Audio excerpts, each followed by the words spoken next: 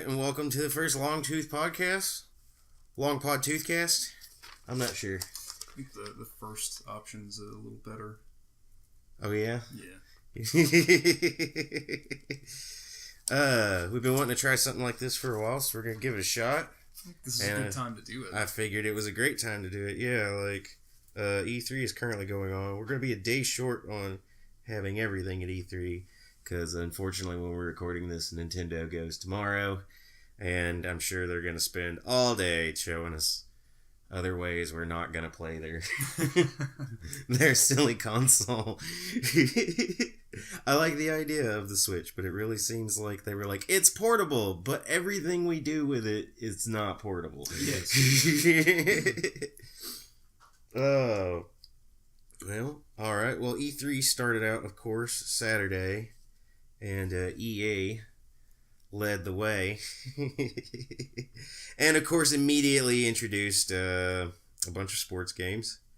Got Madden 18, FIFA 18, NBA Live 18, and then, of course, Need for Speed, which I put racing games in sports games categories. They feel that way to me. Yes. Like, there's just a very set, specific thing you do, and you kind of just do that over and over. Not to oversimplify sports games, but you don't buy a new FIFA game and not know what you're getting. Like, yeah, exactly. You don't buy a new Madden game. Like, this is Madden 18. And there's been more than 18 Maddens, hasn't there? Weren't there Maddens before they started just putting the year on them? I'm sure. I think so. But they did show off a new IP, which was Anthem. It looks really cool. Kind of seems like you're Iron Man. It does seem like you're Iron Man. You do very Iron Man-esque things, but they did talk about how these suits would be different, and you would be able to very much customize them. So maybe that was just the Iron Man feeling we got from that specific suit. Right. I'm worried about it. It's BioWare. It's BioWare. Yeah. Andromeda did so not well. Yeah, and I don't know how much. Like, I could see how Andromeda would maybe very much affect the sales of, like, say, the next Mass Effect game if they decide to go forward with that. But I don't think it's going to automatically condemn Ubisoft in enough people's eyes to really hurt sales if it's good. Of course, I do believe this is Xbox exclusive, which sucks. I hate exclusives in general. I wish that everybody could just play games. Like, some things won't run on a console, and I get that, so you can only play it on PC. But, or it just wouldn't work on a console, even if you could get it running. Right. But, like, whenever it comes down to these, like, console exclusives, I'm like, but there's, like, a whole, like, you're pigeonholing your game down to just selling it to, like, the thousands of people or a few million people that bought your console as opposed to a good 100 million of gamers out there. Like, I mean, obviously it's to convince people that don't own the console to buy it, but it is unfair. It worked for Bloodborne, but I mean, it's worked over the years. It's not a untried and true strategy if the game is good. Right. But they did. They showed off a lot of Star Wars Battlefront. I'm really hoping that they do it justice. I'm really thinking that maybe they, especially like just some of the things I saw, like they showed off some of like the hero characters that you get and them moving through the crowd and feeling like much more part of the game than this sort of like clunky bonus thing you can do. Yeah. Like they feel a little bit better, at least look like they do. And then, like, they seem to really, like, incorporate, like, putting ships in the sky and stuff like that, and these maps seemed fairly large that they were showing us, so I don't know, it could have all been set up, and it's just, like, maybe things will play out that way, or maybe they just kind of showing off what the game could look like, what it looks like running. Right. But we'll see. I think that they will probably have learned, because they took a hit for that game. Yeah, the first game really was a disappointment. It did not do well, and its player numbers like dwindled shortly after. Like. Yeah. So I figure they'll definitely do something. Hopefully they listened to the crowds, what we thought we were getting, what we wanted to see, and then maybe they'll come back strong. They did announce what looks to me to be an expansion. Like, I would call it an expansion to Battlefield 1. Cool. The Battlefield In the Name of the Tsar. I have not seen that. It looks to me as if there's and they probably said directly in it and I missed it. But it looks to me like a new campaign for it, like another like story campaign to play through.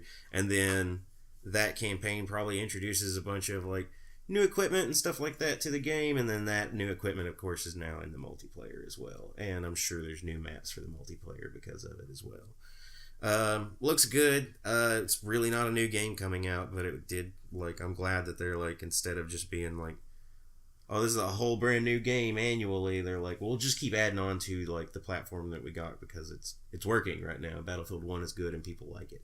Right. And let's see. And the big thing that I wanted to talk about, because this is the most interesting thing they showed me, was A Way Out, which is the it's a prison break game. It's a prison break, but it's like co-op only. Yes. There is no, and I heard a lot of people bitching about it, and they're like, we want a single player. What if you don't want to play with somebody? And I'm like, if they're gracious enough to be like, not only is it like, we've designed it for couch co-op, so you can play it couch co-op. We designed it that way. You could also play online if you want to. Then I'm like, okay, well then I don't care if it's a 2-player game that I can't play by myself. Like, I can find somebody to sit down and play it with me. Right. I'm super interested in it as well. Yeah. And it was developed by the team that did Brothers. And Brothers was an amazing game. That's what sold me. Like, I saw it and I was like, this looks really interesting. I like what they're doing. And I was like, if it comes together mechanically, then I'm definitely interested in this new game. And then they were just like, oh, and it's from the guys that did Brothers. And I'm like, sold. Yeah, I'm going to take my money. Please. But that was the big one that I think most people have said that's one of the biggest surprises or most like interesting things that they didn't know about, they found out about, and now they're really interested to see how it seems to how it is when it comes out, I guess. That was it for EA. They didn't take up too much time. Unfortunately, Microsoft was like, here is a fuck ton of new stuff. I marked this as like essential that we were going to talk a lot about it, and I immediately realized, no, we're not. And it's that, of course, Microsoft announced the Xbox One X. Of course, and they've said that it's supposed to be better than the PS4 Pro, and that's cool, but they've had a history of doing that. Well, it seems like that's the rut we're in right now, is where it's just going to be like every other year we're going to get like a better version of what we're running, like as opposed to either really learning how to work with what you've got and make the best games you can with the consoles that you have, which is what they've done in the past. You go back to the original Xbox and you go the difference between launch games and the games as we were getting ready for the Xbox 360, they look immensely different, and it's because people learned how to use it and get the most out of it. And they're not doing that anymore, and they're not giving us the option to just upgrade our consoles. Like, you have to like go, okay, well now it's been 2 years, the better version is out. Let's go buy that and see how long that lasts. Right. 2-3 years later, there you are again. Exactly. So I'm just, it looks good. They showed us games. It looks pretty, and if it runs them like they say it does, then that's great. They did, like, I knew they were going to announce it, and of course I was making the joke of like, yeah, but it's still not going to have any games. Unfortunately, they proved me wrong on that one, because they announced quite a few games. And some of these, I'm not sure if they're exclusive. Some of them I know they are. But I'm not sure about a lot of it. Of course, they did a Forza Motorsports, because apparently they have to do a new Forza every time they do a new Xbox. It's a popular series. When I bought my original Xbox 360, it came with Forza. Like, one of the Forza games. Like, I just got it. And it seems like they just have to keep putting those out at launch with Xbox for some reason. Let's see here. They did show off, I'm excited about this, even though I don't have an Xbox, but PlayerUnknown Battlegrounds is supposed to be coming to Xbox. And I'm really interested in being able to play that game and how it would work on console. I've not actually seen that. What's the basis? No, that's the one I guess I haven't shown you a lot of it. It's the one you've caught me like watching it on YouTube, like people play it, and it's the battle royale style game. Like, basically you're parachuted into an area with most of the matches I watch, that's usually like 100 people, and you can do squads, but you can also do like every man for himself. And you're dropped in with pretty much nothing. There's weapons and equipment scattered throughout the map. And then the entire time that you're playing the match, the play area is shrinking, and anything that's not within the play area like slowly loses health. So you're basically forced into a tighter and tighter circle where you're like scavenging for good equipment, taking people out, and hopefully being either the last man or the last group standing. Right. I have seen that. It's like Hunger Games. Very, very, very. But they said that they're like, hey, it's coming to Xbox. I remember that the creators of the game saying that there would be an Xbox and a PS4 release in the past. And I'm just wondering if Xbox is probably going to get it first, which makes sense. They get things like Arc and stuff like that first. I think it's just easier to port something from like the PC version to a console version for it. But I'm wondering if this maybe, because they announced it, nobody has said anything since that I can find, if it is now an Xbox One X exclusive, or if it will eventually be on everything. I guess it can't really be an exclusive since it's already on PC, but if we're going to get it on PlayStation, that's different. Oh. They announced State of Decay 2, which makes me happy, but also sad, because it's going to be Xbox only, because the first one was. Right. But I really enjoyed the first one, and I'd like to see what they would do with that going forward. Minecraft 4K. It's very pretty blocks. Those are just those... Man, the edges on those blocks. I could cut diamonds with the edges on the Minecraft blocks in 4K. They did like announce with that some sort of like online play mode with like actual servers. So I'm wondering if they're like saying like people on console will now kind of have some of the benefits that people from PC do, where you can have like consistent online like worlds for you and your friends to play in. And like right now, if you're on console and you want to play in somebody's world and they have to be online, if they log out, you get kicked. Yeah. So I'm wondering if that's going to be a thing to where it's like, no, me and my friends have a shared server, or if there's just large shared servers for you to get on and like group up with people, and like you can leave and come back later and other people can continue to play. Let's see. Deep Rock Galactic. That was that weird one we watched and we don't know what to make of.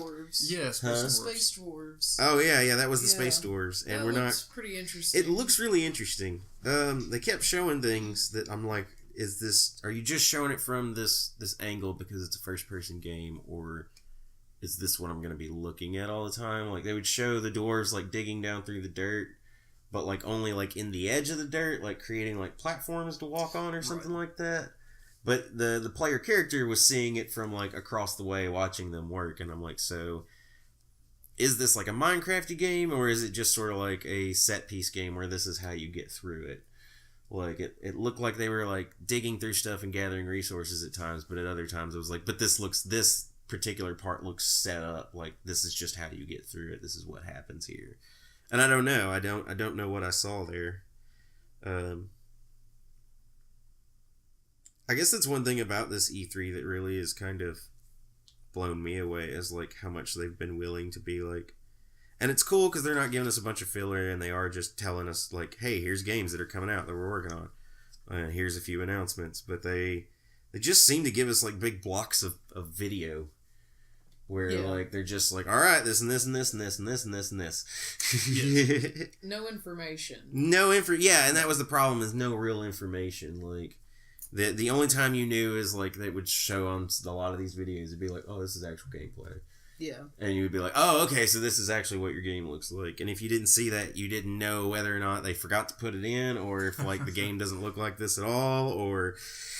let's see here.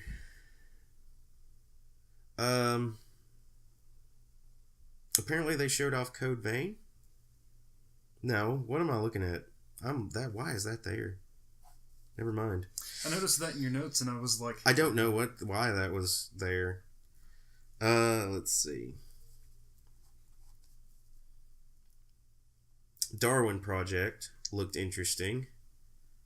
That was the one we just watched. That was very much it seemed like a Hunger Games type thing. Yes. They very much hyped up the fact that they want this to be an esport. Yeah. By putting an announcer over a game that you've never seen before. That was very uncomfortable. He got too excited about it. He got too excited. Like, he was very much yelling at us about, like, what these players were doing. But yeah, he did set up, like, the expectation that it's going to be an esport. I love that that's become a thing, that they do that now, where they're just like, okay, well... we want this to be an esport, so we're going to present it the first time anybody has ever seen it with an announcer over the video that, you know, obviously we've set this game up to play this way, and this announcer's doing this. Like, I don't know, it just seems really weird that, like, where they're like, this is an esport, and you're like, but what if I don't want to play it that way? Like, what if it's not?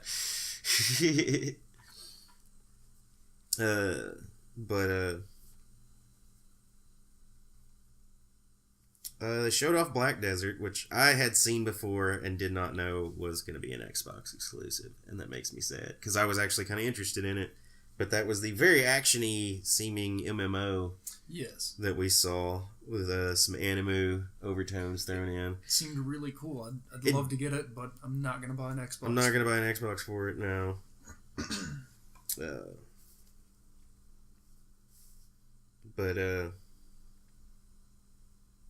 They showed that off. We had the last night, and we looked that up. That was the last night was the weird. I'm interested in seeing how that plays. That was the, like, seemingly, like, side-scrolling, but, like, a weird sort of pixelated 3D. Yes. It looked really interesting. Like, I really want to see... I get an idea of how it plays from the trailer, but I want to see how, like, the world is put together and how you move through it, because, like, I don't know, it didn't show just a lot of what I could say is like, oh, this is gameplay. But it looked really interesting, and I really liked the like combination of art styles in it. I guess it's almost like its own new sort of art style. Because, like, I was just like, oh, well, this is just, like, sprites on, like, layer, like, 3D. But then they would, like, move the camera a certain way where I'm like, no, like, it is still sprites, but it's layered in such a way that I don't expect. Right. And it seemed like a full 3D. Yeah, it felt like a very 3D environment, so that was really interesting. Sea of Thieves, which we've known about. We have known about it for a while. But yeah, unfortunately, it is an Xbox exclusive. Yeah, I mean, that's with some of the other announcements that got made later. I was like, okay, I don't care now, because I was interested in that. Okay, but I don't know. I wasn't that interested in it. They seemed very choppy on some of the details of it every time I've ever looked it up. Exactly how you're gonna like group up with people and have these ships and go out and do things, and so I'm just I don't know. It sounded interesting. They showed off Cuphead again. I don't know if you guys, if you've seen Cuphead at all. No, not at all. Cuphead seems to be like an action, side-scrolling, platformer type game, but it's done. The thing that gets everybody's eye is that it's done in the style of like the like early cartoons, like early Disney things. Like it's very much a 2D game, and you're obviously looking at sprites in the game, but they're like, I believe they're hand drawn in such a way to kind of like capture that old style of animation. All right. It looks like it's going to be a really interesting game, but they keep showing it off and it doesn't look any like, I don't see anything I didn't see before. It still seems like, okay, it's going to be this like action-y side-scrolling platformer type thing. Right. So yeah, Crackdown 3. I want to play it. Once again, Of course. I don't think it's worth buying an Xbox, but it seems like a game I enjoyed 2. It never played 1, so I was like, yeah, Crackdown sounds good. They also showed off a new Ori game, Ori and the Will of the Wisps. I don't know if you guys remember Ori and the Blind Forest. No. Okay. I never played it, but I saw it. I don't really know exactly. It was a side scroller. It was very story driven. Very very nice art style. Like it looked to be like a really good game. It came out in a time where I was like trying to already play too many story games. And I know this one was not just story, but it seemed to have a pretty heavy emphasis on it. And I was like, I can't do like more just story games right now, guys. Like, but yeah, they announced a sequel to it. Kayla, did you check out the fact that they showed off the new Life is Strange? No. Well, you should have. No, I did not. Because you're the only one here that's actually played Life is Strange. Yes.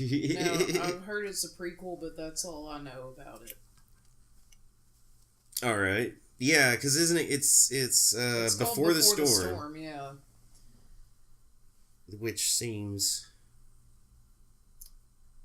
I don't know. I don't know how I feel about them doing a prequel of that. I don't know how I feel about it. How either. can you put in time powers before she found out she had time powers? Well, apparently the voice actor that does Chloe could not return. Okay. For some reason. Okay. So they're out a voice actor. You know, they're substituting a voice actor, and I already know people are going to be pissed off about that. I don't. It's not. It can't be that bad.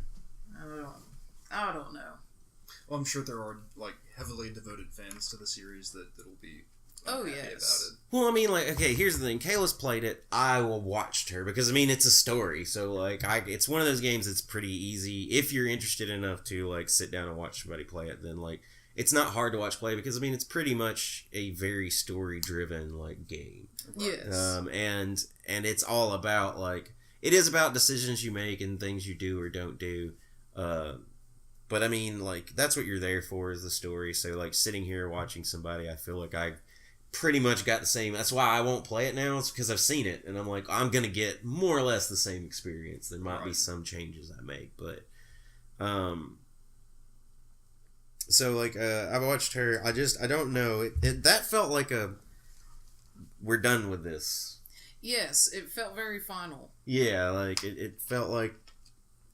I wasn't. I'm not against them doing another game in that vein. I just don't know about doing another one in that series. Like, they came up with a cool concept. It's an original story. It is, isn't it? Yes. Okay, I mean, it's an original story. Do the same thing. Just do like a different story altogether. Like make it keep new. The formula of it. Yeah, you can keep the formula of it. Like do a whole new story, and I would change some of it because otherwise they'd go down the hole that Telltale does, where it's like same game, different skin slapped on it. Like which is how I feel about Telltale games. Which is why one of our friends was like, "Hey, the Telltale's Borderlands game, Tales from the Borderland, is free on PlayStation." I'm like, still not gonna play it. Like I'm done with Telltale. Really it was very interesting at first, but they did the same thing over and over, so it's not really interesting anymore. Oh yeah, no, they had me through 2 seasons of The Walking Dead, and then I also played Wolf Among Us, and then of course I played part of the Game of Thrones, and then that's whenever I was like, I'm done. Yeah, I'm done. We didn't look up Super Lucky's Tale, did we? Because that was the one I was like, I don't remember this. I guess it's just one we're not gonna be able to talk about. I hope it wasn't like the mind blowing game that you know. The one I did really want to talk about is that they talked about a new Metro game, and it looks very impressive. It looks good, and it looks to have sort of open worldness to it. Unfortunately, Microsoft announced it, but I feel like there's a lot of games that Microsoft, they're like, we're showing this off, it runs on our system, and this is what it looks like. Yes. As opposed to, because there were not usually when it's an exclusive, they like, this is an exclusive and you're only going to be able to play it. They want you to know. They want you to know that. And then there were a lot of things they showed off that I was like, I mean, certain things I know are going to be, but like, this is one of the ones that, I don't know, all the others have been multi-platform. It seems weird that they would do like a big new one, and it's going to probably sell because the second one is one of those games that like, they're just great games. it's just a great game, like, you know, that you can be like, hey, play the second one. Why? Because it's really great. Like, if you like it, then maybe go back and play one because, you know, you like the story and you like the content of the game. But it seems weird that they would do that and only go, but they might. You never know. Xbox or Microsoft has a lot of money, so. And I don't know. Did we miss anything?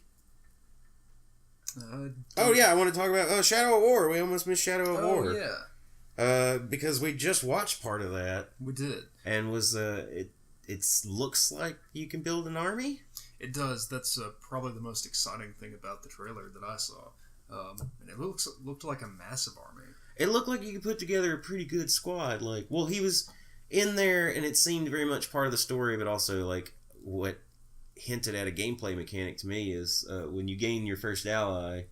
What was his name? I don't know. The Machine. The Machine. The Machine. The Machine. No, it wasn't. The Machine was somebody he fought later. No, the big guy he got like at the beginning. Because the Machine he went out and fought. Like this guy like stalked him and like jumped down in the arena with him and stuff. I can't remember the character's name, but I liked the character. And he was very much like, let's go capture this fort over here, and once we do, then you'll have, like, your own fort. Yes. So I have a feeling that's going to be an aspect of it.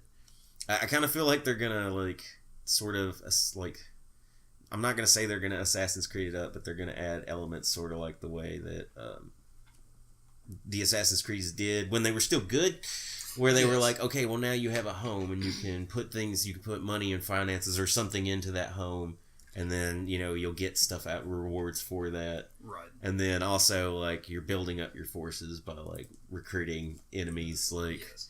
That seems really, really interesting. I do kind of wonder, though, if it's all just part of, like, the mind enslavement power. And in which point I'm like, well, what does he do with all of them when he's done? Like, he's just, okay, you can go home now. And they're like, what just happened? Probably kill them. Probably. And then we watched some stuff for Ashen, which was the one we were like, this is Dark Souls. It's Dark Souls. It really looked like Dark Souls. It had some other mechanics to it where it looked very linear, like it's like you go down this hallway, and I don't know if that's just the way the camera was sitting at the time. I didn't see like a big sprawling camera that let me know that it was like played like a 3-dimensional game. Right. So I'm not really sure, but it totally. I saw dodge rolls. I saw, I think, parries. I saw very, very Dark Souls looking combat. And, I mean, I'm all for it. Like, just Dark Souls with a different art style and different story. That's Some fine. of it was straight up creepy to me. Oh, yeah? It was a little bit scary. Yeah, I mean, it was interesting. I don't remember it being creepy. Maybe it was just the art style that you didn't like? It's just dark. Oh, okay. Dark, creepy spider-like ghost Weren't they? They were things. carrying like lanterns in the game, weren't they? They were, yes. I wonder if that's like an aspect of like if your lantern is more than just like a device that you carry around that has light, or like if you can set it down, or like do you have to put it down for combat and pick it back up? Like, right. Are you limited by the light in any way? That would be interesting. But I think that's all they really talked about. We saw a trailer for Tacoma. We have no idea what it is. Looked like a walking simulator. It did.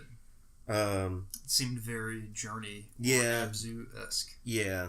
I mean, it did. But either way, the trailer they showed was like 30-something seconds long, and it really told you nothing about the game. Right. Interesting art style. I could say that. It was bright. It was. But I believe that's it as far as they went. That went by quicker than I thought it would. Yeah, and then we moved on to Bethesda, which I noticed when I first went through, because I was like marking things as like more important, less important, or stuff we were just going to blaze through. And I had like almost everything on Bethesda, and I was like, I can't do that. Like, first of all, I went back and I was like, no, there's no reason to really talk about this for too long. Some of the first things they showed off were the Doom and Fallout VR.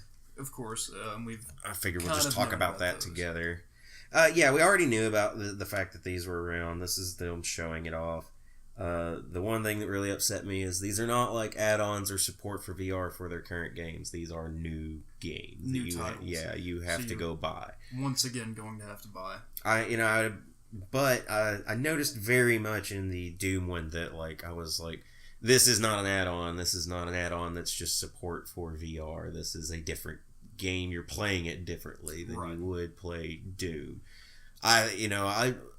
When it comes to like VR for like already games that are already out and like we want to add support, I think they should just make it work through a VR headset and leave the rest of it alone. Put it on a controller and give you like the same gameplay experience, just something that's a little more immersive. As opposed to what they're doing, which is like, no, this is a whole new game. It only works through VR. It's completely designed around the VR. I saw in Doom the thing I hate from VR, which is the like aim your cursor where you want to be and then hit a button and now that's where you are. Yeah, it sort of teleports you. Yeah, and that's one of the things they've shown off in a lot of these early VR games that I'm like, I don't like that. Like, can you give me a joystick and I could just walk? I like walking in games, not like just teleporting everywhere. Right. That would be preferable, of course, just wearing the VR headset and using a controller. Yeah. And you could put some motion in if you just have to, because you have the 6-axis. So, of course. I mean, no one uses it, but you have it. But they show that off, and then they showed off the Morrowind trailer, Morrowind came out a week ago. Like, yes. It's a game that's out, and they showed that off. I knew they were going to push it, though. I mean, yeah, it's essentially it wasn't even a trailer, it was a commercial. But that's the way I felt about Bethesda's presentation. It felt like a 30-minute commercial. It really did, yeah. They gave us a lot of stuff, and they didn't. Some of them they gave us more information than normal. Others not so much. That was a problem with this E3, is that a lot of this just seemed like they came on stage, which I mean I'm okay with. Once again, like they were showing us games, but they came out and they were like, "Hey, we're really excited to show off our new stuff. Here's our new stuff," and then you get like a 30 to 45 minute video of just clips cut together of all the new stuff, and then that person comes back out and is like, "Thanks for watching our stuff. Have a good night. Some of this you can try out over somewhere else at the convention." But they did of course, the Switch Skyrim, which finally confirmed. Yeah, finally just confirmed it. I never understood why they did that in the first place. It's the whole we're gonna have Todd Howard show up and talk about the Switch. We're gonna show Skyrim being played on the Switch when they introduce the Switch, but then we're gonna turn around and go,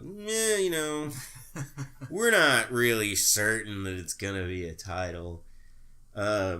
I did laugh when they showed off the fact, though, that if you have the Link amiibo, you can be like, get Link's equipment, basically. You can get like his tunic and hat and the Master Sword and that sort of stuff. And I'm wondering, because there's so many different versions of like Link that are amiibos, like you got like adult Link, kid Link, Toon Link, you've got different Links.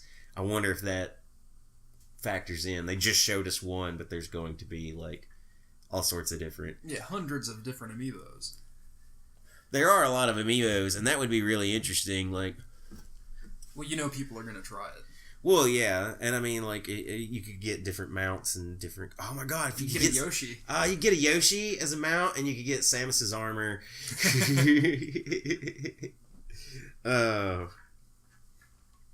I want that. See, that makes it... That was the thing. Like, when they first showed off the Switch, I was like, I'm not interested in a lot of these motion Switch games they're putting out. There's very few games on it that I'm like, I want to play this. But I was like, at the time then they first introduced it, I was like, because they showed Skyrim, and I was like, it would just become my portable Skyrim machine. Like, I gotta go somewhere I don't want to be for a while. Okay, I'll take Skyrim with me. Why not? You can always kill time with Skyrim. Yeah. Oh... They showed off, let's see. They showed off, of course, Elder Scrolls Legends, which is their card game, which we've known about. Yes, they've just added an expansion. Yeah. And that's cool. It's another card game. I've heard, though, that this one works. Like, they put out... Everybody's trying to do essentially the cash cow card game right now because of Hearthstone. Yes. Hearthstone that's essentially what it is. It did really well. Everybody's trying to do it, and then there's been one, and it's evading me which one it was, that came out that was built on a big IP, and it did not do well, and people don't like the way it plays, and like it was one of those things to where it's like, in order to fix this, we have to like completely revamp the entire thing. But anyways, Bethesda's got their own, and I've heard that it works, and it doesn't feel... You don't feel cheated when you lose, as opposed to other ones where it's like, oh, well, this person has this card in their deck, and if they draw it, then they're gonna win. Right. Like, it seems balanced, and it has some stuff in it to make it fair. I haven't played it, but I know it's free to play, and you can get it on your computer. So,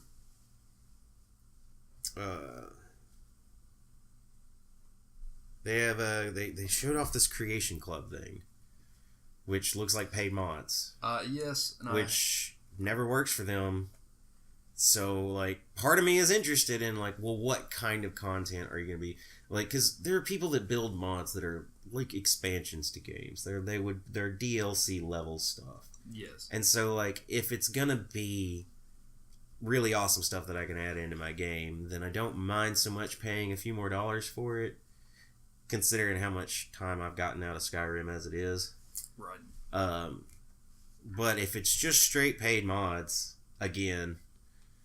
then I don't know what Bethesda's problem is. It really just reminds me of Oblivion, and I'm not happy with it. You as soon as I brought that up earlier, you were just like, horse armor. Yes. Horse armor. We're getting a Dishonored DLC that looks good. I can't remember what it was called. I just know it. I wrote down, or it's just written down, Dishonored DLC, because that's what it was. It looked cool. It looks like more story. Death of the Outsider. Is that what it was? Something like that. It involves the Outsider. Yeah. It seems like we're going to go after the Outsider in some aspect. But I did notice, like, when they first started it, I was like, oh, they had, like, obviously going to be one of the main characters you play as. And it's a female, and she shows up, and she's, like, kicking ass, and I'm like, oh, it's the girl from the second one. But it wasn't. It was somebody completely different. And I was interested to see that, to play another character in that world, because so far they've given us the first one, same character, but multiple ways to play. Yes. And I assume they keep that going with, like, well, it's, you've got two different characters, but there's still multiple ways to play. And a third one seems cool. Quake Champions, once again.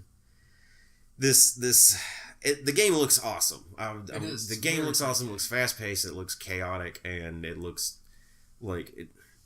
It doesn't look like Quake, but it looks like what I remember about Quake, which is like really crazy, fast paced combat. Like it's a twitch shooter that relies on the skill of the player. And, I saw people jumping around and using, like, bounce pods and skills and, different character classes and stuff like that. And I was like, it looks cool. I'm just afraid that it'd be one of those games where, like, even if I got it at launch and was playing, like, in no time, I'd just be getting my ass handed to me. Yes. There's always people that are going to be amazing at Dude, these games. yeah, they can just do that. And I don't have those reflexes. Like, right. Let's see.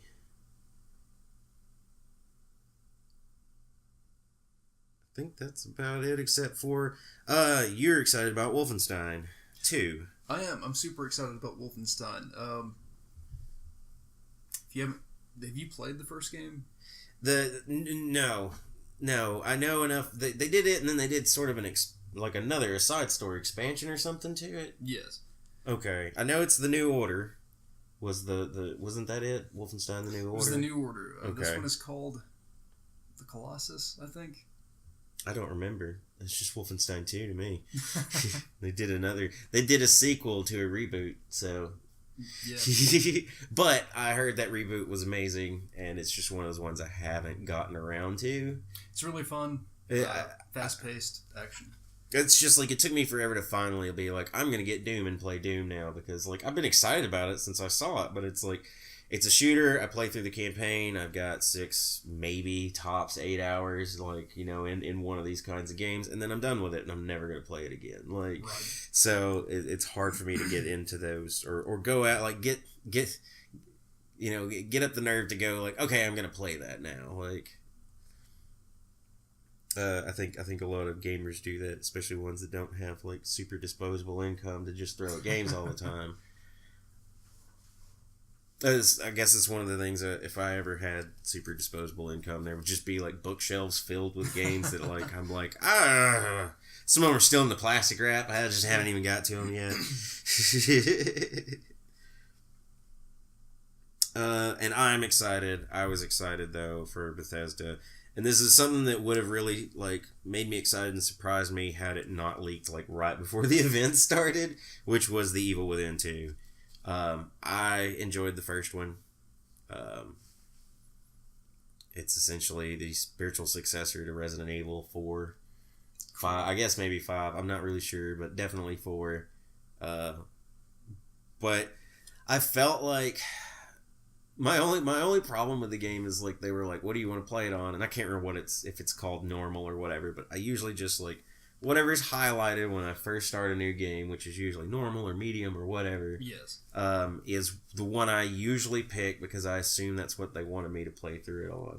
And its normal mode reminded me of professional mode from Resident Evil 4 in the sense of like there were so many times where I had no bullets and I've got to get through like 20 enemies and they all kill me like in 3 hits and they all take 6 or 7 of my bullets to put down and I'm just praying that somebody drops some ammo.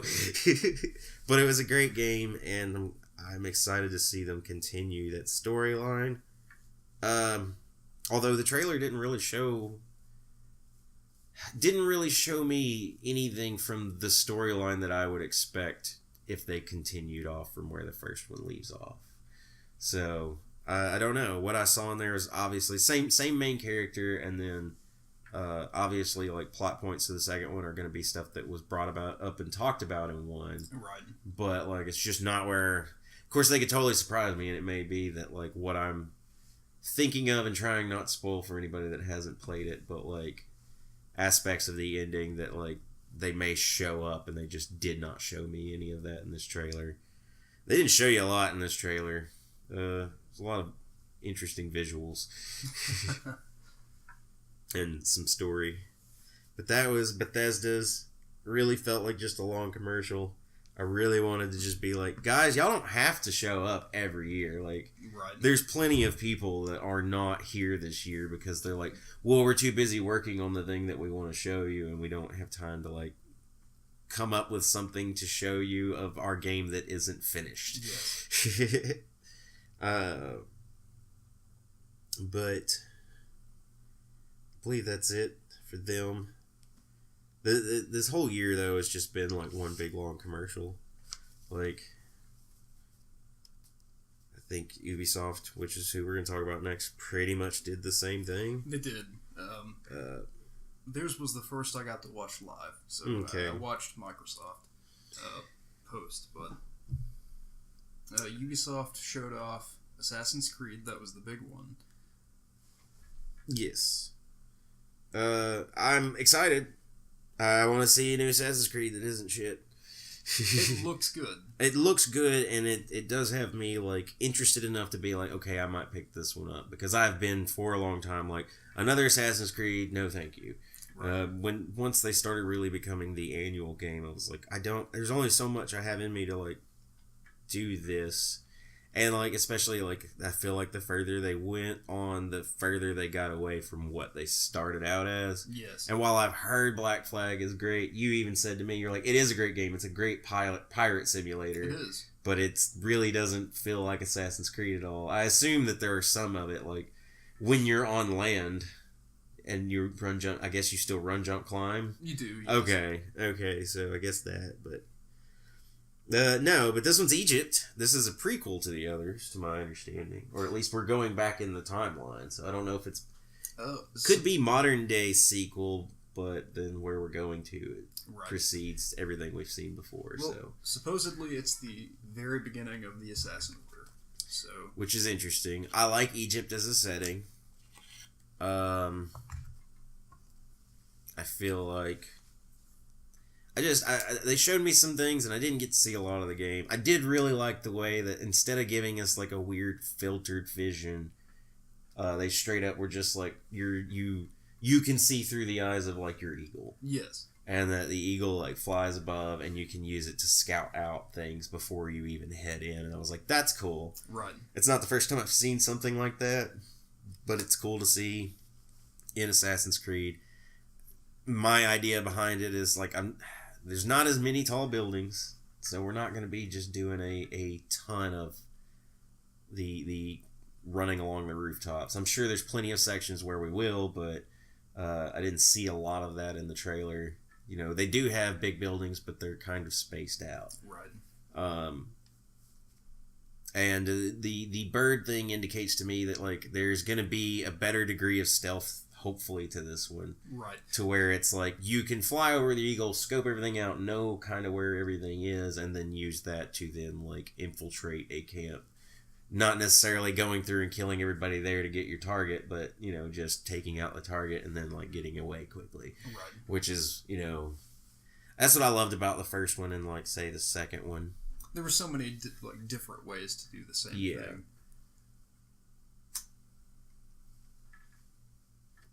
So that was one of their big ones. They announced the Mario and Rabbids game. Mario, I don't know if it's just called Mario and Rabbids or. I don't know, but I didn't know that we wanted this. But I didn't know I needed it. I don't. I thought I liked the trailer. It made me laugh, but it's only because the Rabbids art style is very hilarious to me. Right. So like, I don't know. Those characters are like in this weird space between like cute and ugly, and it makes me like giggle. They showed off The Crew 2. Another one that this surprised me because I didn't think that we would get another one. The first one didn't do well. It didn't, no. I will say this one looks much more expansive. It seems to be like the first one was very much like an open world street racer. You're supposed to get together with friends and race or some shit. Right. I heard that it was very repetitive. It was a lot of grinding, and then of course everybody joked about how once again it was a Ubisoft game. And in order to unlock parts of the map, you had to, instead of climb, drive to the top of a radio tower. What? Yeah. Apparently you had to drive up the side of these like radio towers or something. I'm not into racing games, so I never really looked into it myself, but I never heard anything like people being like, no, I love The Crew. Like, especially in like a market where like, if you want to play a racing game, there's one out there for you because they're a dime a dozen. Like, I'm sure there's some that are far superior to others, but like, there's always a good handful of those coming out.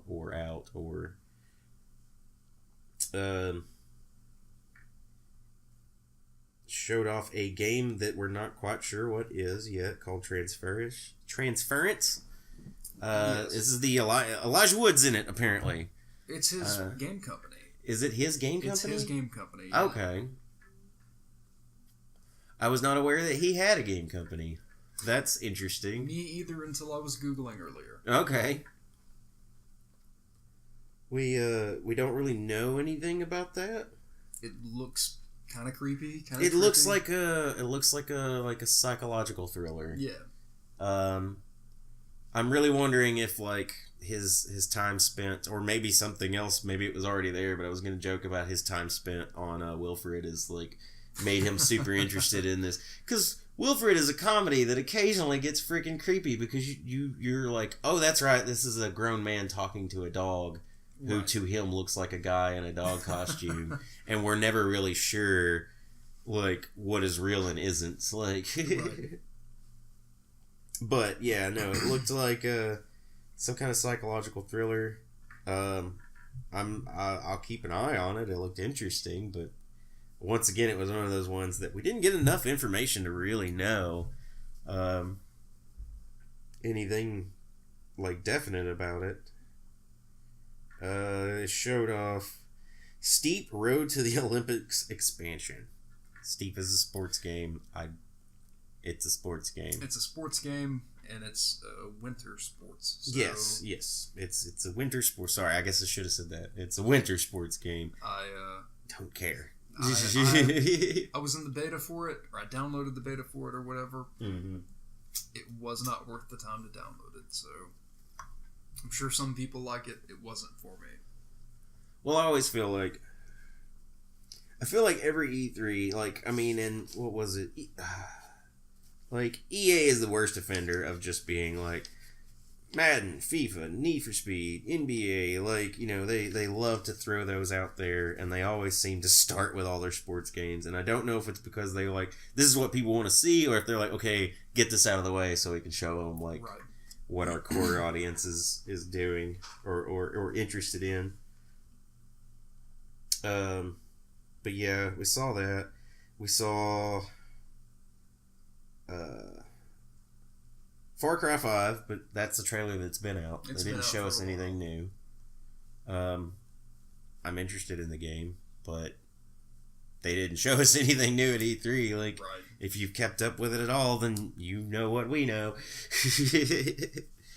Beyond Good and Evil 2, which I know is, like, huge for some people. It's evidently a cult classic game, but I don't know how it's a cult classic game, because you can't, like,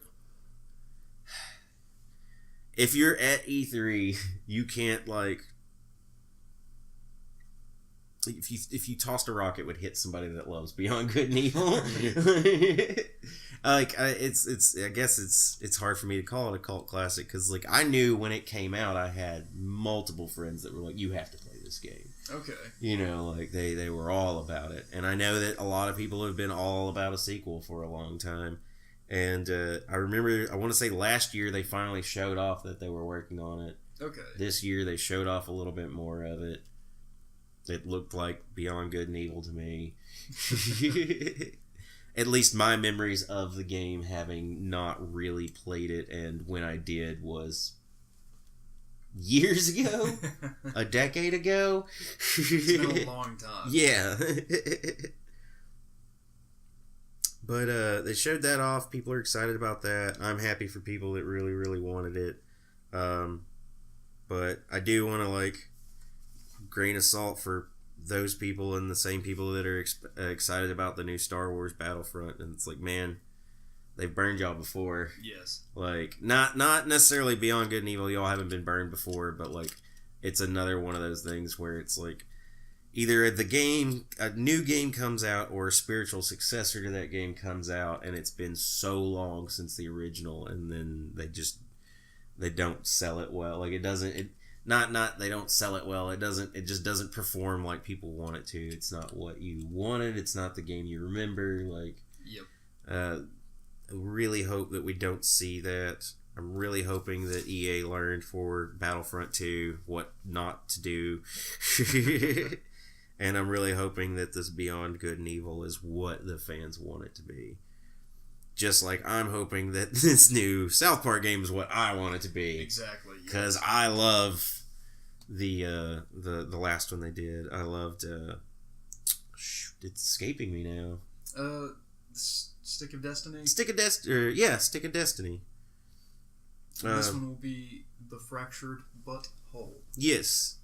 Last one was they were very much like, it was from when they played any RPG, or like when they were doing the Lord of the Rings thing. It was a medieval themed game that the kids were playing, turn-based RPG where you get to create your own little South Park character.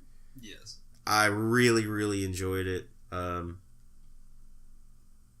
Played through it a couple of times just to try the different classes out, and still would laugh. Like, the second and third time through, just because some of it's so funny. And then some things, like, I either didn't notice before, or it was, like, one of the random voice lines a character would say at times that I didn't hear before. So I'm really, really hoping that this one is. This one is, however, the kids are playing superheroes. So this time we'll get to have superpowers, I guess. The Coon and Friends. Coon and Friends, yes. And I apologize, that's the Stick of Truth. It is the Stick of Truth. Oh, I'm glad you fixed that. Yes, Stick of Truth. Because like now that you say it, I'm like, yeah, no, Stick of Destiny is not correct. And then they also, of course, along with that, announced a South Park phone game. I did not see that. Yeah, it's called Phone Destroyer. I'm assuming it eats your battery life. It seems themed in the same, like, a lot of the same stuff from, like, the games that we have. But rather than trying to be, like, a port of the Stick of Truth or the Fractured Butthole, it's its own, like, game for mobile. Looked interesting. So, yeah. We also saw Starlink, the Battle for Atlas, which was toys. That was the toys one. I don't know how you're going to sell that. I mean, I guess, like, Skylanders has done it. Amiibo has done it, but, like, we were discussing it, and I was like, well, Amiibo's... It's always optional bonus content, not like you have to have this to play the game. Exactly. And I'm assuming from what I saw with the Starlink game is that you have to buy the toys in order to have things in the game. I'm sure the game will come with one toy. I'm sure. So that you have it. But it seems very much like if you want more, then you're going to have to buy the toys. Now, if they introduce it to where it's like, well, you can go out and you can buy the toys or you can somehow earn this stuff in the game, then that's cool. But if you have to have the toys... I feel sad because what I saw gameplay-wise looked fun. Looked like a fun game to play. Exactly. But and I'm afraid they're going to kill it with this. Right. It's it looks really fun, but I'm not going to go out and spend $10 a pop on each little toy. Well, no, I saw Skylanders years ago and I was like, that's cool. Next. Like I heard a lot of people say it was. I think the Disney Infinity was the same way, to where you had to get toys. And I heard like adults be like, "Nah, Disney Infinity is great. That's been discontinued, so that didn't work." Right. Skylanders has seemed to pull it off. I don't know that anybody else will be able to. But yeah, now we talked about Origins. We talked about South Park. One of the other big ones I wanted to bring up, and this is what I was talking about earlier when they were like, okay, Sea of Thieves is going to be Xbox only. I was like, cool, because we're going to get Skull and Bones. I assume everybody is getting this because they didn't present it any other way, which seems like a much more like combat-focused version of what I thought the Sea of Thieves was going to be. Cool. Seems really cool. Seems like you captain a ship. You can team up with your friends. They captain ships. Different ships have different, basically, skill sets. Different, and I'm assuming that you can probably customize weapons and stuff that are on them. But also, like, some ships are meant to be nimble and cut through the waters quicker, and some are like larger barges that hold all the loot, and then some are like your dreadnoughts. Yeah, your dreadnought, like, which it kind of made me think of speaking of Dreadnought, a game that I'm interested in playing now. It kind of reminded me of like a seafaring version of that. Like, you have these different, but in this one you're very much focused on going out and getting loot, which is cool. So like competing. From what I understood, like, I don't know if the ships you go out and get the loot from are other players, but I seem to catch that. So I think that's kind of cool that, like, you can do that, but then other pirate groups can come along and try and take you out to get the loot. That's cool. Back from you or away from you, and it's basically a game set up to whoever has the most loot wins at the end of whenever you're. I don't know if it's a match or if it's when you get away, because they did talk about like an idea of running away. So, but that was Ubisoft's, and then we just got done with Sony's. Sony's presentation was crazy. It was. I saw a lot that I wanted to see. Well, I mean, just their presentation, like, not just what they showed off. Like, I thought it was really funny because, like, in the beginning we had a band of people, yes. And then there was a waterfall on stage, and then they talked about something we already knew, which was the Uncharted Last Legacy, which is, I don't know, is this DLC? I think it's a standalone game. Or that's what I gathered from it.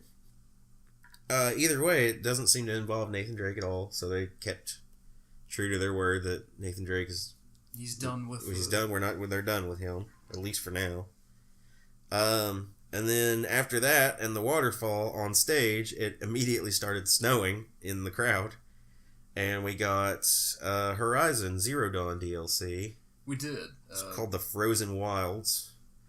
I'm going to play it. I loved Horizon. I want more. Absolutely, yes. That was my only problem with Horizon is after you finish the game, there's like you can go mop up side quests you didn't do or any of the little side objectives, but like none of those were time consuming enough to be like, I mean, I guess they weren't designed to be, but like you could complete everything there is to do in that game and basically just have like an open map that doesn't really make sense to go out on now. Like, oh, well, I've done all the side quests and I have the best gear, and I did notice in the trailer for this DLC though that she is wearing an armor that you can only get by pretty much completing the game. Yes.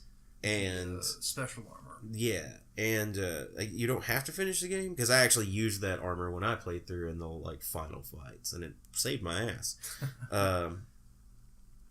That would have been much harder without that armor, but that lets me know that this hopefully takes place after the main story. So right. It looks like new story. I'm assuming there will be new things, and I'm hoping they introduce things to the already existing like world to where it gives you a reason to go back out into it. Right.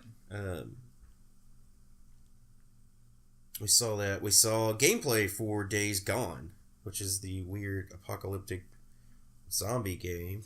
Right. Well, last year we got to see the more action side of it. This year was more like narrative based. Yeah, and that's what we saw. Like what we saw last year had me interested, because we saw like a man running from like insane hordes of zombies like right. through like a train yard, I believe it was, something like that. I think that's what it was. But they just came in a flood, and it definitely showed off like an action aspect. But the one thing I noticed in that what they showed us last year is that like he doesn't really like stand his ground and kill all, like he's killing some as he's going, but he's very much like always kind of moving away from them. Right. So like that was an interesting thing that I saw, to where it's like, okay, the point is not to stand and fight the horde and try and take everything down. It's to like get out alive. There's just too many. Yeah, and I liked that. This time we got to see a bit of story. We got to see that, and I'm assuming this is part of more of the game than just the story. But like, the character in the game damaged his motorcycle, and then was like, well, I got to go get parts. Right. So then we see him like stealth into, I guess, what is a rival camp, enemy camp, and take them out, and then and we saw a zombie bear. We did see a zombie bear. I wrote down ZB, and I was like, I forgot what Z, because I was running out of room where I was writing, and I was like, what the fuck's ZB?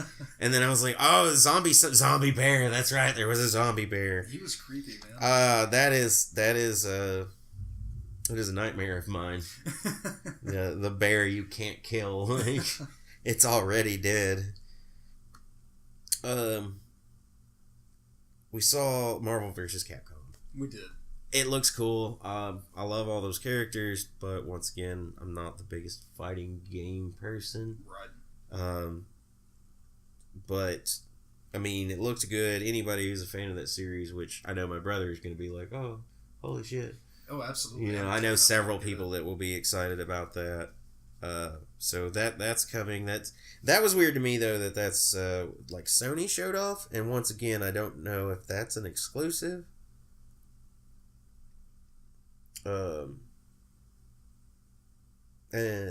Yeah, but no, I that would be kind of weird. It's weird when a fighter goes exclusive to me, because right. There's such a broad audience for people like that play fighting games, and it's always weird when it's like, no, you have to buy our console. Right. Although it would kind of, in my mind, be payback for Killer Instinct. Because I was like super excited, and they were like Xbox only, and like that's stupid. But we saw Monster Hunter Worlds. I'm super excited for Monster Hunter Worlds. I'm super excited for a console Monster Hunter again, because everything's pretty much been handheld except for, I think, did they do one for like the Wii or the Wii U? I want to say they did. There was one for the Wii that was Monster Hunter Tri. Okay. There may be one for the Wii U, but I'm not sure. But to see like a real console release. I'm sorry, Nintendo, but y'all keep putting out these piles of gimmicks. Right. And the worst part is this time they've been like, here's the gimmick. Don't use the gimmick.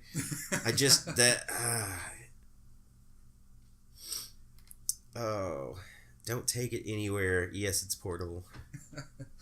It dies when you take it anywhere, and a lot of the games we designed for it aren't meant to be played out in public. But Monster Hunter Worlds on console, that looks really, really awesome to me. I'm really interested to see, because what they showed us, they didn't really show us like a multiplayer aspect of it. Right. But it's Monster Hunter, so there has to be. Yeah, they're gonna have to have it. Which makes me super excited, because I'm ready to like lose a month of my life to Monster Hunter again. I remember way back when playing one of the original Monster Hunters on PS2 and like just falling into it and being like, gotta go home and play Monster Hunter now.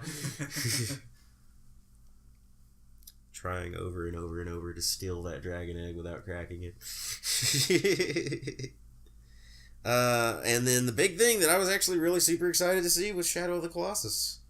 Yes, when it came on screen, my jaw dropped. Immediately. Yeah. Like, we knew what it was, because the opening shot is iconic to anyone who's played the game. Yes. I've just been I've been like, hey guys, please just put this, because like they did an HD remaster or re-release for the last gen, and at no point were they like, okay, well PS4, like they did it right before the PS4 came out too, and then like they're like, no, you can't play this on PS4. If you want to, you have to stream it. Yes, which is and I you know what, I suffered through it, and just because well, here's the deal, PlayStation was like, you could stream it. You can stream games, we'll give you a week free. And I was like, I can't beat Shadow of the Colossus again, because I hadn't played it in years and I wanted to. Right. And I was like, even if I now suck at it, I can beat it in a week. Yeah. I can normally beat that in like 2 or 3 sittings. Right. You know, so like doing it in a week was no problem. So I did. And yeah, streaming games is a horrible idea. I still enjoyed playing Shadow of the Colossus, but like every once in a while, like I hated it because there were telltale signs of that the streaming was fixing to crap out on me. Yes. Like, textures would start getting super muddy. It would stop. Like, my draw distance would drop. Like, just the game's performance would start to really lag. Yes. And you knew at that point, you were like, I just gotta turn this off. And then turn it. And that's all you had to do is, like, shut it down and turn it back on. Or wait for it to crash and then turn it back on. Right. But I remember, like, so many times, like, because Shadow of the Colossus only saves when you save it. It's an older game that just does that. And I remember very much being like, oh shit, my game is crapping out. I need to run to the closest save point, which sometimes is far away. But yeah, I'm super excited to see that it's like a full-on remaster of it. Yes. It looked amazing, but there were bits of it to where I'm like, it's not a remake. I don't think. It didn't look like it. No. A lot of the, like, animation and camera and stuff like that, I was like, this looks like they just basically redrew the game. Like, right. There's definitely better models, there's definitely better textures, yes. Like, but it really looks like they slapped it on top of the old like, maybe they may be running it through a better engine, I don't know, but you know, the old framework is still underneath all that. But I'm fine with that, because I just want to play Shadow of the Colossus again. You're going to get the same game. It's just going to be a little prettier. Oh. Well, I'm just imagining some of those fights now when you can have much better draw distances, and you're going to be able to see like land and terrain and stuff like that in the distance, and really, really, I'm hoping that it running better, looking better, and having like just better graphics stuff adds to like those big moments, those big fights. Right. Like, but that was it. Nintendo's tomorrow. They'll probably go on forever. Show us all the way we're not supposed to play their console. I'm sure we'll get Mario Odyssey? Well, we already know about Mario Odyssey. Right. I'm assuming. I think we'll get some Smash Brothers. I'm hoping for Smash. I'm hoping for Smash Brothers. I want Metroid. That to me is like, if y'all can do a Metroid game and not do what you've done with the last Metroid game, like if y'all could really do something like that, really that gives you the feel something that gives you the feel of like the old Metroid games, or just straight up give us another really good Prime. Yes. I'll take that too. I want both. I'd like to see a complete reboot of the series. I think that'd be cool. Of Prime? No, or just Metroid. Metroid in general? Yes. I've always wanted them to be like, hey guys, why don't y'all go back and literally completely remake, keep everything the same, maps the same, but remake graphically and then in certain ways mechanically the first 3 Metroids, because I think that'd be really interesting, and it doesn't even have to look super good. Y'all could easily make it look super good. It's a 2D side scroller, Right. Y'all could use 3D models, on a 2D scape and make it work great. I'd love to see a weird sort of remaster of Super Metroid, the 3rd one. Yes. It's my favorite. And I would like an excuse that is not a pain in the ass to go back and play the first one again. I'll play 2 and 3 of the old ones, and I'll play some of the ones they put out on 2 came out on Game Boy, but they did ones, the Zero Mission and the Fusion series, which were good because they were once again 2D side scrolling games. Yes. And that's what Metroid kind of needs to be if it's not going to be Prime. Right. None of this bullshit in between thing they did with Other M. That game's horrible. If you're a fan of Metroid, don't play it. It will make you angry. Well, I wanted to ask you guys, was there anything you wanted to see this year that you didn't? Bloodborne. I was not expecting it. I just kind of hoped down in my heart that they would surprise me. There's a lot of rumors going around about it, but I didn't believe any of them. I'm just no, I can't allow myself to be oh, they're gonna show us Bloodborne. Right. But they ultimately did not, and the fact that it would have surprised me more if they would have been and here's Bloodborne, and I would have been super stoked had they done that. Right. But I'm not upset that they didn't show it, because I knew in my head, I was just they're not gonna. Right. And I would like to see damn it, Bethesda, for only wanting to show a game to me when it's complete. Yeah. Because if they're working on another Elder Scrolls, I would just like to know. But they did the same thing with Fallout 4. Right. They just from New Vegas all the way until they announced 4, which was they announced 4 and you were able to play it 3 months later. Yeah. That was a long wait. It was a very of me going every E3 just tell me, just say Todd Howard walks out on stage, all he goes is, yeah, we're doing that. Good night, and he leaves. Yes, I just want to know. I just want to know, as opposed to you kind of being coy about it and well, we're working on some IPs, but we're also working on new IPs, so nobody really knows what we're working on now, do they? I'm Todd Howard. Pretty hair. We neglected to talk about God of War. Oh, we did. And I even wrote that down because that's in here. We didn't talk about Dad of War. Dad of War. That's what I'm calling it. Where did I go down? Oh, no. I fucked up. We didn't talk about a lot. I forgot I wrote on the back of this. A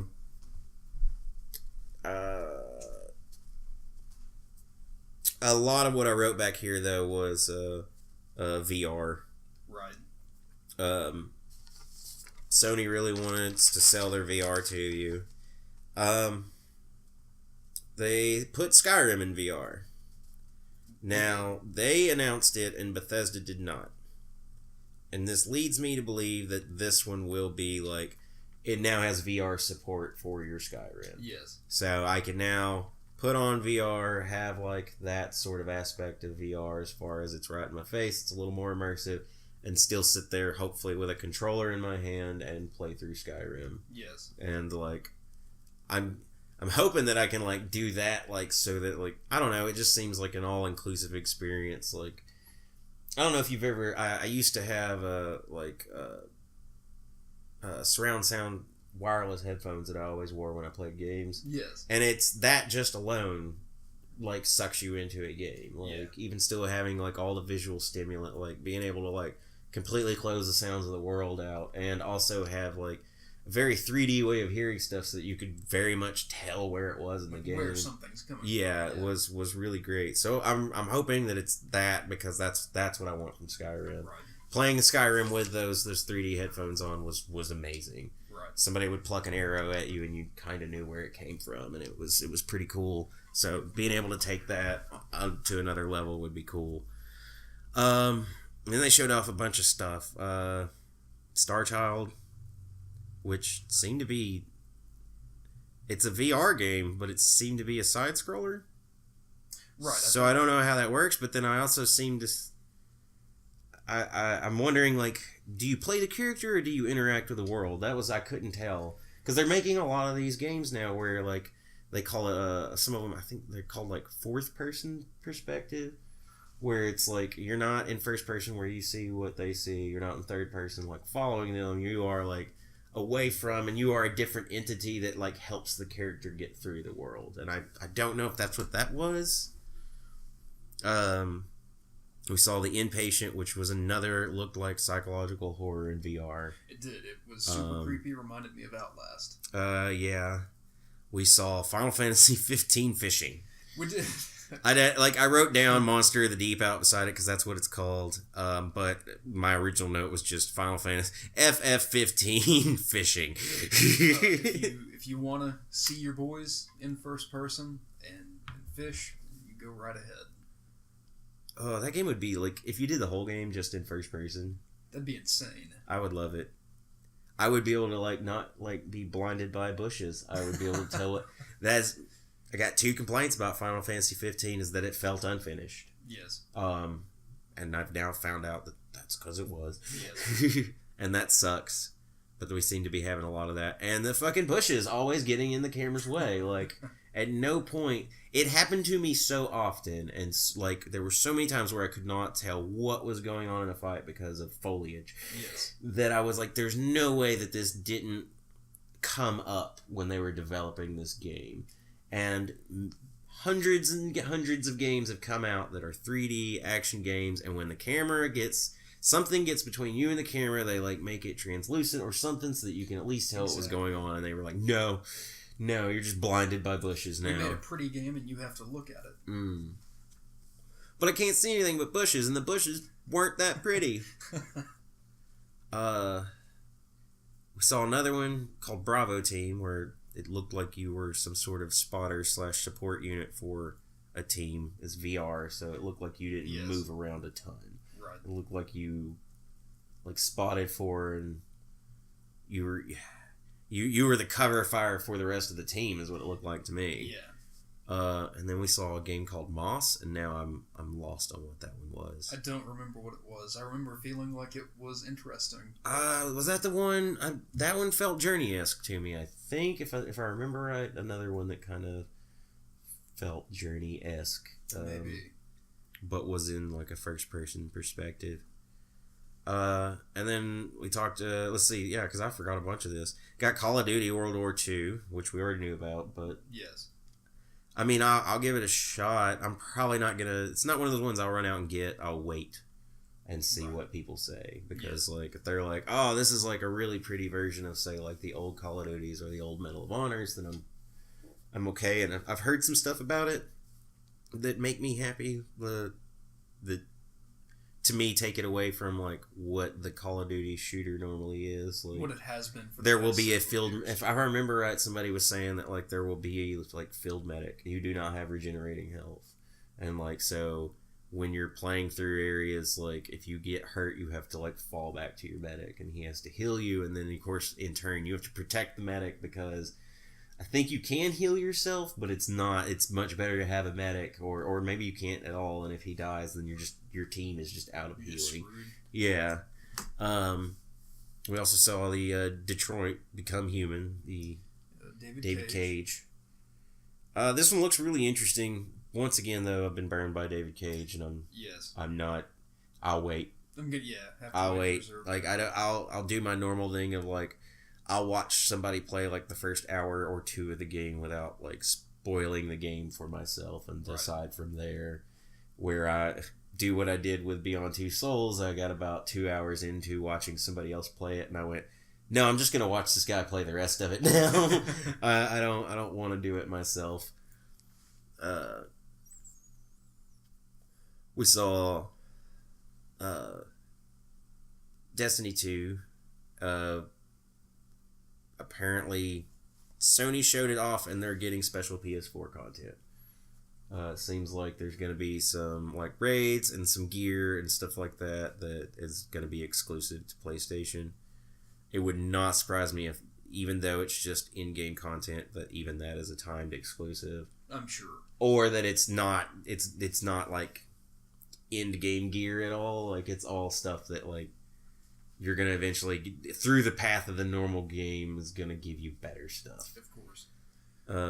Other than that, though, not super interested in Destiny 2 because I just never, even after they fixed everything with Destiny 1, I was just like, I don't like a game where it's like you got to log on at this, like on these days to do these events because like we've got this calendar that's set up that's always going that you like if you really want to be on the you really have to devote a lot of time to it. Yes. Like, and I don't play MMOs for that same reason. Exactly. Like, it's not that I don't like them, it's that I don't have that time. And of course they showed off God of War, Dad of War, which we got to see more of, and it made me excited.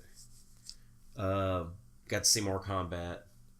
Man, some of that combat was brutal. It was very brutal, but like while it was slightly over the top, like I really feel like this is not just like, I'm not talking about the character, I'm talking about the game.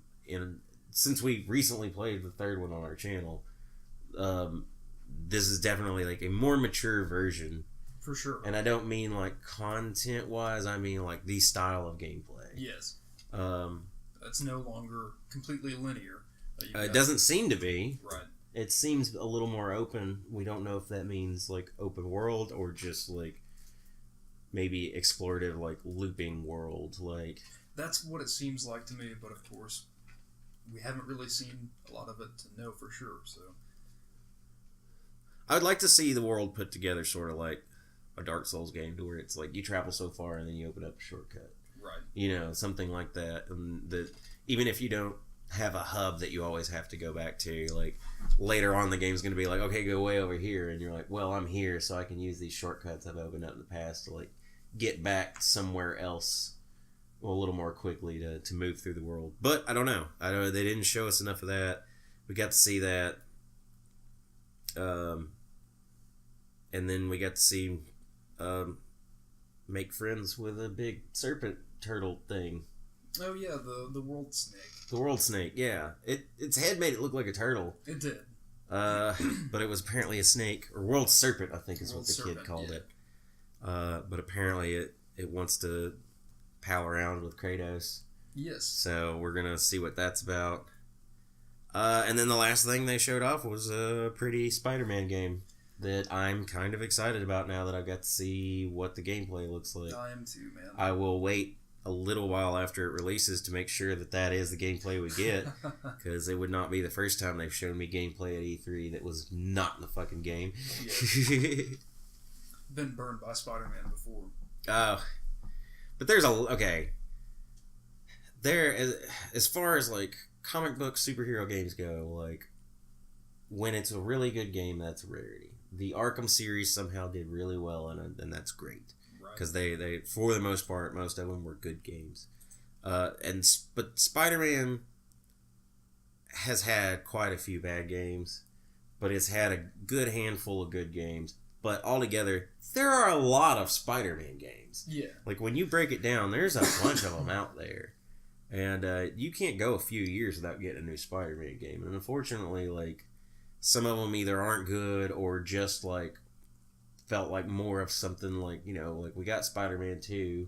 Right. And then there were several Spider-Man games that weren't part of the movie franchise that very much drew from that Spider-Man 2. And like I said, parts of what I played, the Ultimate Spider-Man game that I really liked, was very much still Spider-Man 2, like the way like certain aspects of combat and the way the web slinging worked and stuff like that. So it's like, you know, the good ones seem to get like web slinging down. Yes. You gotta have that down, and you've gotta have like a little bit more than just like Spider-Man swings around city, beats up guy, Right. rinse, repeat. And this one seems to be pretty cool. It was very obvious that what we saw was like a weird interactive cutscene. Some of it he was very much swinging around and you were in control, or fighting and you were in control. But then other aspects, I saw some QTEs, which I was like, Right. I'm not so big on. But It was interesting to see Silver Samurai. I'm assuming that's who that is. I don't know who else it would be. Right. But yeah, we saw what we believe to be Silver Samurai, and we saw a really awesome helicopter chase that happened in game that was really cool. And that was the most of the QTEs were like towards the end of that big chase, Right. to where it was like, okay, and now we gotta like do all this like crazy Spider-Man stuff, and like it's probably all those mechanics are a one-time thing. He's not going to use this skill again later on in the game, so there's no reason to build like actual gameplay and skills around it. Right. So we're going to do it in a QTE, which, I mean, if it were up to me, we would just get rid of QTEs altogether. But some games can benefit from them. But yeah, I think that's it. I'm glad you said something about God of War, because I totally left like half of Sony's off. Or was going to. I love some of my notes that I just wrote down.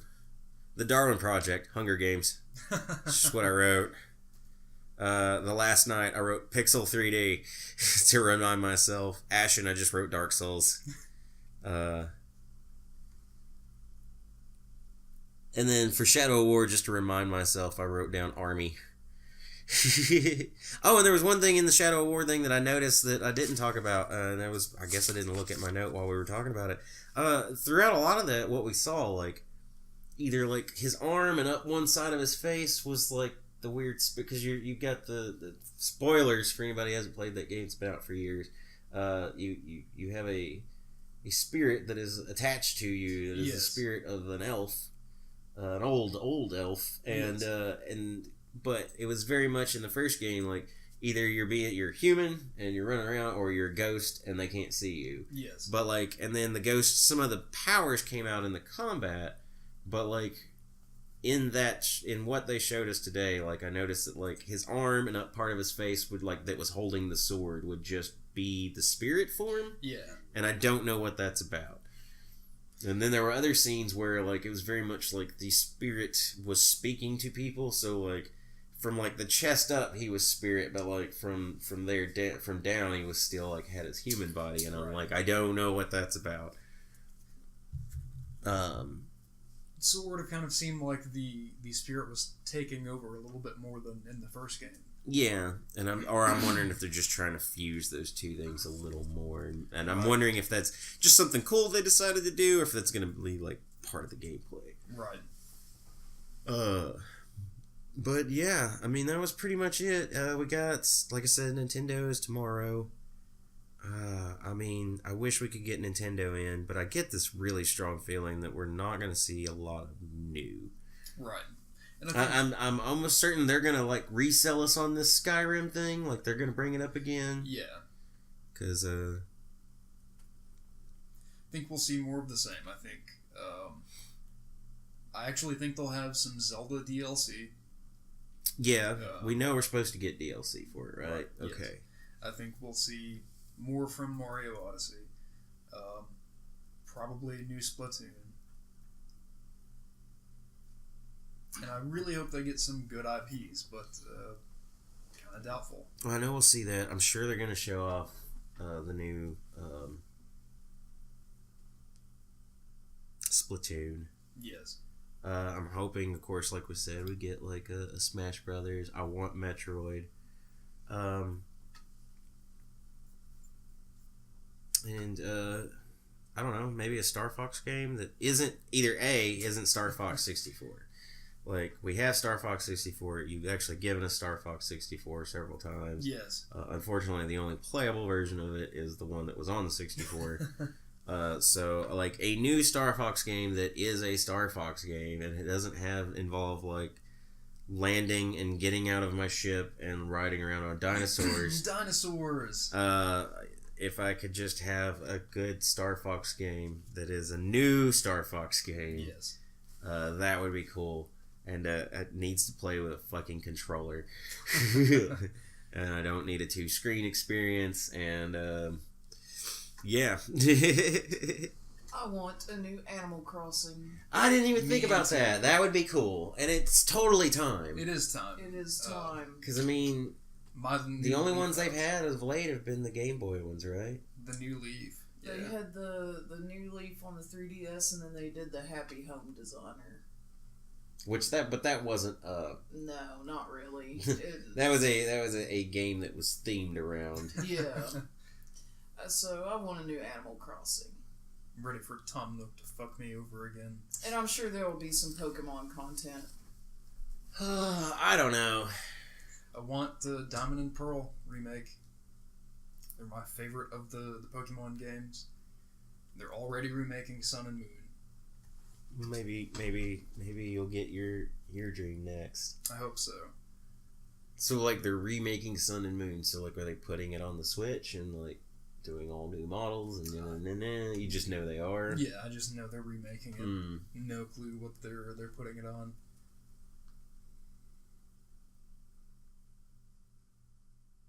Well, we'll see what Nintendo does tomorrow. But I think that's the end of our little podcast. Hopefully this works out. Hopefully we can keep this going. I hope to do more of this. I hope to do more kinds of content on our channel. Absolutely. I actually, and I'm not going to say what it is because I don't, but I have an idea of, like, sort of a solo video I think I'm going to, like, try to put together. Cool. It may never happen, though, because I may discover that I don't have, like, any whatsoever editing skills and just can't do what I want to do. And I may just make sure it never sees the light of day, but I've got an idea rolling around. I hope to do this more often and hopefully become, like, a scheduled thing where we have one of these. I'm not going to say once a week. I'm going to say once a month. That'd be fun. Put together a little podcast where we just talk about what's going on in games, what's coming out, releases, games we've been playing, and then, like, as far as stuff that goes on in the industry. Absolutely. Whenever good stuff and or more likely fucked up stuff occurs, I'm sure we can do a whole podcast of me just ranting about, like, DLC and microtransactions. There's a lot to complain about there. Well, yeah, but I get super old, man. Like, I'm just... Back in my day, when you bought a game, you had the whole game right there, and if it didn't work, it didn't work. But they had to make sure they worked, because there was no way for them to fix it if they released a game that didn't work. But yeah, hopefully we'll do this more often, and come up with a better name for it. Long Pod Tooth Cast.